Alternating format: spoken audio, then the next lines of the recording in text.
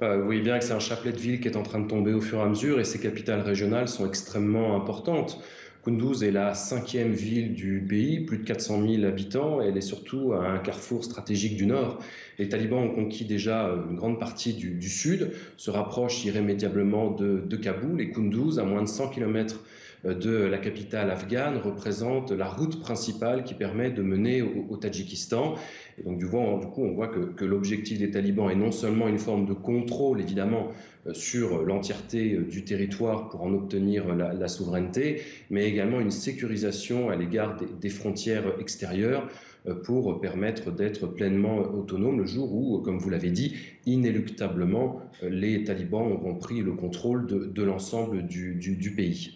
Alors, ce qui est frappant, c'est la rapidité et la facilité, visiblement, avec laquelle les insurgés s'emparent du pays. Comment vous l'expliquez? L'armée afghane est en débandade?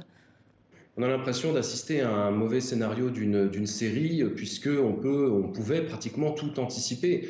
Le scénario est en réalité très faible parce que tout est relativement connu depuis quelque temps et il y a peu de surprises. On savait très bien que les talibans avaient cette capacité éclair depuis des décennies à résister d'une part au gouvernement afghan, à résister évidemment aux Américains. Et maintenant que le champ est pour le moment libre avec le retrait américain prévu jusqu'au 1er septembre, on voit bien que les talibans ont déjà une emprise locale extrêmement forte, ce qui est souvent la spécificité d'un certain nombre de mouvements djihadistes qui réussissent dans des États relativement faibles. C'est une emprise locale extrêmement importante et une connaissance du terrain évidemment excellente. Et je dirais que toutes les chancelleries avaient averti, toutes les chancelleries sont en train d'observer la débandade de l'armée afghane.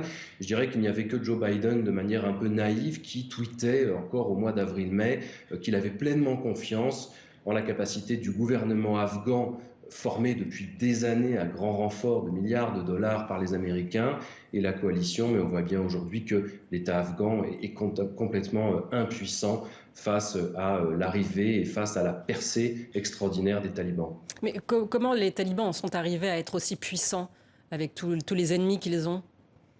Mais le problème, c'est que dans ce pays-là, il y a une capacité de diviser pour mieux régner. C'est un régime tribal avec différents intérêts de la part des ethnies.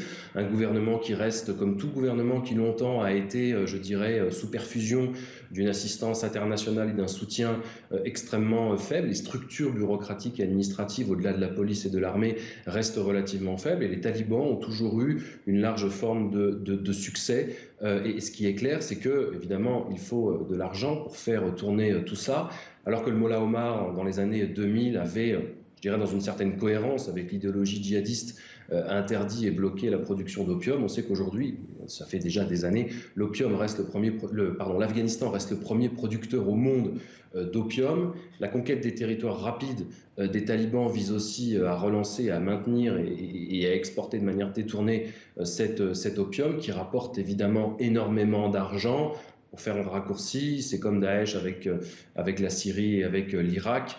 Je dirais, sans pétrole, ils ne pouvaient pas faire grand-chose. Ils avaient des idées, mais ils avaient également du pétrole. C'est un peu la même chose avec les talibans. C'est des systèmes de razzia, de rapine, c'est des prélèvements sur les populations et c'est évidemment l'opium qui permet de faire tourner à plein régime le pays. Et puis, peut-être Ouais. aussi plus récemment, certaines connexions avec certains pays étrangers Et, comme la Chine qui ont des intérêts extrêmement clairs sur le pays. et Pékin qui a reçu le 28 juillet une délégation talibane. En un mot, vous pensez que Kunduz, qui se trouve à 300 km de Kaboul, est-ce que la capitale afghane peut tomber à son tour et de façon aussi rapide?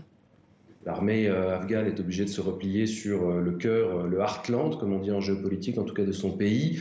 À partir du moment où les marges sont conquises une à une avec une telle facilité, de manière tout à fait déconcertante, on anticipe, hélas, évidemment, à un moment ou un autre, la tombée de Kaboul et puis là, le retour de cet émirat islamique des talibans sur l'ensemble du pays d'Afghanistan, avec des inquiétudes au-delà qui sont régionales et qui peuvent toucher à terme d'autres pays instables, que ce soit le Pakistan ou le Bangladesh, par exemple. Merci.